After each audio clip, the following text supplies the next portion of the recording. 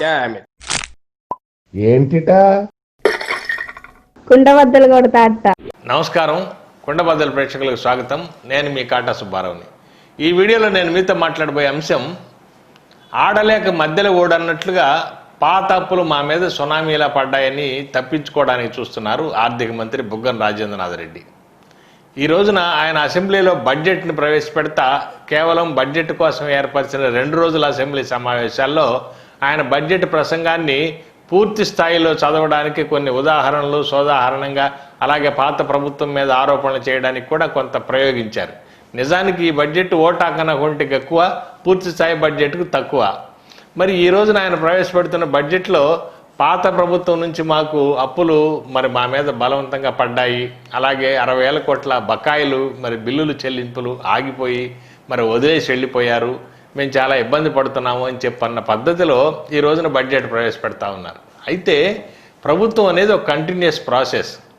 5 సంవత్సరాల తర్వాత ఎన్నికలు జరుగుతాయి. ఎన్నికలు జరగబోయే నాటికి మరి ఆ రాష్ట్ర ప్రభుత్వం చేపట్టినటువంటి అనేక పనులు పెండింగ్లో ఉంటాయి, అనేక బిల్లులు చెల్లింపులు మధ్యలో ఉంటాయి, అనేక నిర్మాణ కార్యక్రమాలు మధ్యలో ఉంటాయి, అలాగే తెచ్చిన అప్పులు చెల్లింపులు మరి ఆ చెల్లింపుల వ్యవధి కూడా మధ్యలోనే ఉంటుంది. అలాగని ఆ పార్టీ అకౌంట్ క్లోజ్ చేసి బుక్ క్లోజ్ చేసి మరి వెళ్ళిపోయే పరిస్థితి కాదు. అలాగే ఇప్పుడున్న ప్రభుత్వం 5 సంవత్సరాలు అవగానే మొత్తం బ్యాలెన్స్ షీట్ వేసి మరి బ్యాలెన్స్ చేసేసి అకౌంట్ క్లోజ్ చేసి బుక్ క్లోజ్ చేసి వెళ్ళిపోయే పరిస్థితి కాదు.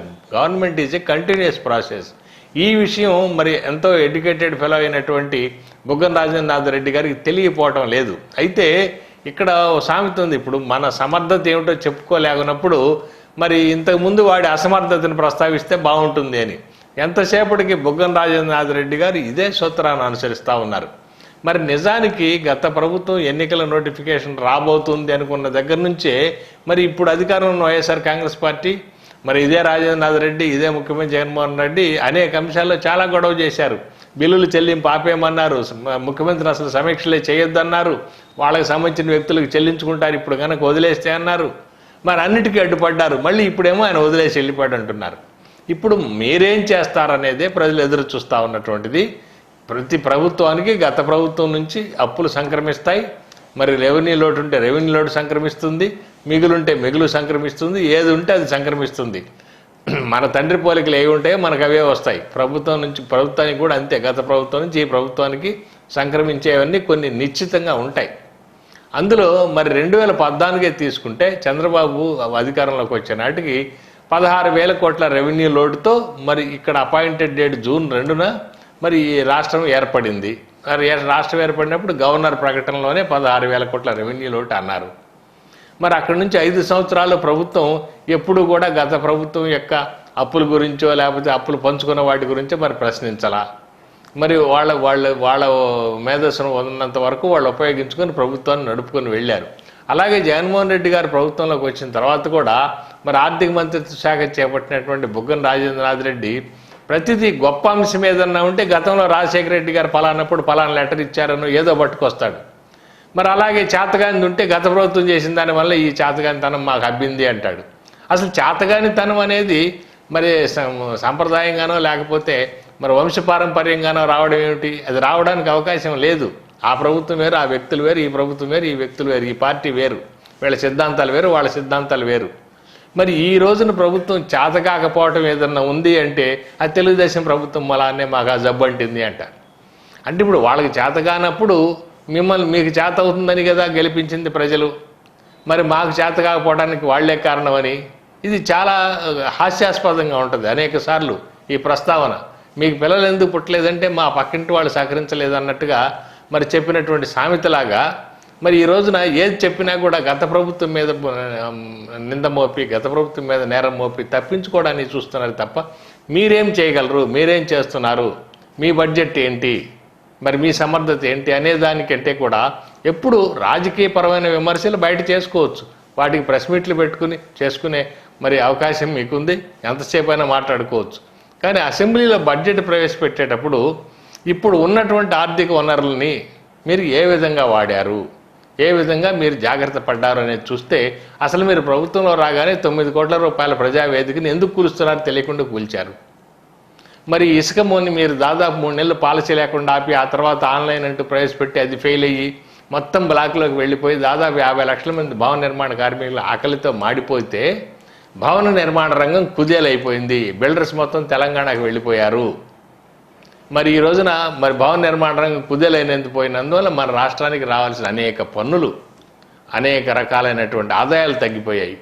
మరి మద్యాన్ని నేను నిషేధిస్తానని చెప్పి మద్యం మొత్తాన్ని మరి సిండికేట్ చేసి ప్రభుత్వమే చేపట్టిన తర్వాత ఇక్కడ నుంచి లిక్కర్ సిండికేట్లు మొత్తం తెలంగాణకు వెళ్ళిపోయాయి. దాంతో ఇక్కడ మరి దాని మీద రావాల్సిన ఆదాయం తగ్గిపోయింది. మరి చాలా పరిశ్రమలు గత ప్రభుత్వంలో ఎంఓఏలు కుదిరినట్టు వాటిని అన్నిటి కూడా అవి చంద్రబాబు కుదుర్చుకున్నాయి కనుక వాటిని మేము ఎంకరేజ్ చేయమంటూ వెనక్కి తోలేశారు. మరి ఈ రోజున పారిశ్రామిక ప్రగతి కుంటుపడిపోయింది. మరి వీరు జీఎస్టీ కేంద్రం నుంచి వచ్చే వాటా తగ్గిపోయిందని చెప్పుకోవడానికి ఈరోజు మీరే సిగ్గుపడాలి.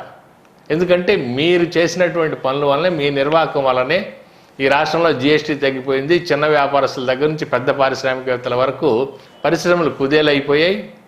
మరి సామాన్యుడి యొక్క మరి మీ నవరత్నాల పేరు చెప్పి సామాన్యుడి దగ్గర వాడికి పని లేకుండా చేసి వాడికి బిచ్చం వేసే పరిస్థితి తీసుకొచ్చి కొనుగోలు శక్తి తగ్గిపోయేలా చేసి ఈరోజు పన్నుల ఆదాయం కూడా పూర్తిగా పడిపోయింది. మరి వీటన్నిటినీ కప్పిపుచ్చుకోవడానికి గత ప్రభుత్వం ఏదో చేసింది అంటే, గత ప్రభుత్వం ఏ నెల కూడా జీతం ఇవ్వడానికి ఇబ్బంది పడలా. కానీ మీరు ప్రభుత్వంలోకి వచ్చిన దగ్గర నుంచి దాదాపు 6-7 నెలల వరకు జీతాలు ఇవ్వడానికి ఇబ్బంది పడ్డారు. మరి ఈ రోజున కేంద్రం పంపిస్తున్నటువంటి నిధుల్ని శాఖల వారీగా మీరు మరి ఉపాధి హామీ పథకం కానీ, మరి పట్టణ గృహ నిర్మాణాలకు సంబంధించినట్టు కానీ మొత్తాన్ని చూస్తే అన్ని అవకతవకలుగా ఉన్నాయి. ఒకదాని నిధులు ఒకదానికి బదలాయించారు, ఒకదాని నిధులు మరోదానికి ఖర్చు చేశారు. ఈ రోజున మీరు నవరత్నాల పేరుతో చేస్తున్నాయి మొత్తం కూడా చూస్తే అన్ని అనుత్పాదక పథకాలు. వాటిలో నుంచి రూపాయి మరి ప్రభుత్వానికి వెనక్కి రాదు, ఆదాయం రాదు. మరి అవి ప్రభుత్వం యొక్క ఆర్థిక వ్యవస్థ బలపడడానికి ఉపయోగపడే అంశాలు కాదు. ఇటువంటి పరిస్థితుల్ని మీరే క్రియేట్ చేసుకొని, మీ పరిపాలన అస్తవ్యస్తంగా మీరే తయారు చేసుకొని, ఈ రోజున మరి మొత్తాన్ని మీద వచ్చే ఆదాయాలన్నింటినీ కూడా మీరే దెబ్బ కొట్టుకొని, ఇంకా మీరు అనేక సార్లు చెప్తున్న పరిస్థితుల్లో కూడా ఈ రోజున మరి రంగులు 2 సార్లు హైకోర్టులు, 2 సార్లు సుప్రీంకోర్టు మరి మందలించిన తర్వాత కూడా మీరు రంగులు మార్చి వేసి దాదాపు 3,300 కోట్ల లెక్క చెప్తా ఉన్నారు. వృధా, ప్రజాధనం వృధా అని. మరి వీటన్నిటిని ఎవరు చెప్పాలి? వచ్చే ప్రభుత్వం చెప్పుకోవాలి, గత ప్రభుత్వంలో వాళ్ళు ఇలా చేసినందువల్ల మేము ఇప్పుడు ఏమీ చేయలేకపోతున్నామని. ఇది అసమర్థతకి స్పష్టమైనటువంటి నిర్వచనం.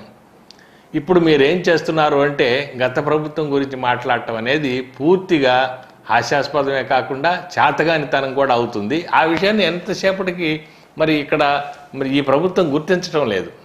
మరి మీరెందుకు మరి సమర్థంగా పాలించలేకపోతున్నారంటే, గత ప్రభుత్వం మీద మీరు నిందలు మోపుతూ ఉంటే అది చేతగానితనం కింద ప్రజలు భావించే అవకాశం ఉంది.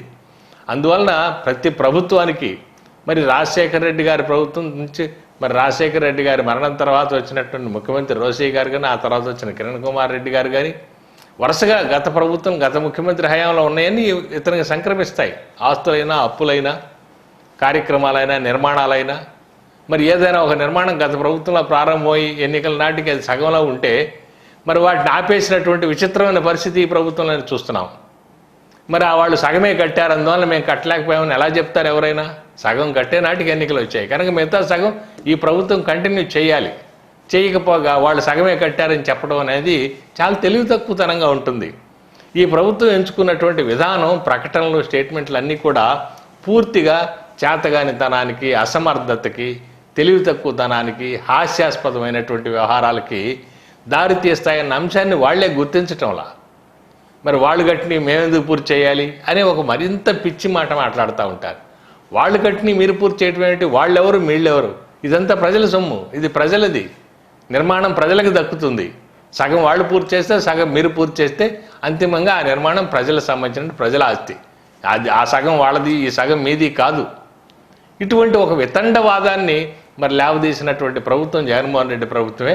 ఆ ప్రభుత్వంలో ఆర్థిక మంత్రి బుగ్గన రాజేంద్రనాథ్ రెడ్డి గారు ఎంత చదువుకున్న వారైతే మాత్రం వారు అంతకంటే తెలివిగాను, అంతకంటే మరి వివరణాత్మకంగాను ఎలా మాట్లాడతారు, వారు కూడా అదే మాట్లాడారు. గత ప్రభుత్వం అప్పులు మిగిల్చింది, బిల్లులు పెండింగ్ పెట్టి వెళ్ళిపోయింది, అందువల్ల మేమేమీ చేయలేకపోతున్నాము అని.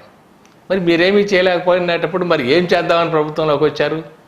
మరి గత ప్రభుత్వం మీకు మరి లక్షల కోట్లు మిగులు ధనం ఇచ్చిపోతుందని ఆశించి వచ్చారా? అలాంటప్పుడు మరి మీరు అధికారంలో రాగానే లెక్కలు చూసుకొని రిజైన్ చేయాల్సింది. గత ప్రభుత్వం మాకు అప్పులు ఇచ్చింది, బిల్లులు బకాయి పెట్టింది ఈ ప్రభుత్వాన్ని మేము నడపలేము, మేము పరిపాలించలేము, మా వల్ల కాదని దండం పెట్టేసి శుభ్రంగా రిజైన్ చేసి వెళ్ళిపోవాల్సింది.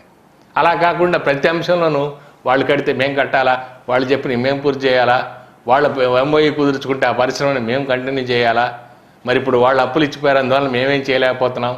ఈ విధానమే ఈ రోజున చాలా చాలా ప్రజలకి అర్థం కాకుండా అయోమయంగా, మరి మీరు కన్విన్స్ చేయలేనప్పుడు కన్ఫ్యూజ్ చేయాలి అన్నటువంటి ఒక విచిత్రమైన పద్ధతిలో ఈ ప్రభుత్వాన్ని నడుపుతున్నటువంటి వ్యవహారం ఇదే ఈరోజు కొండబద్దలు.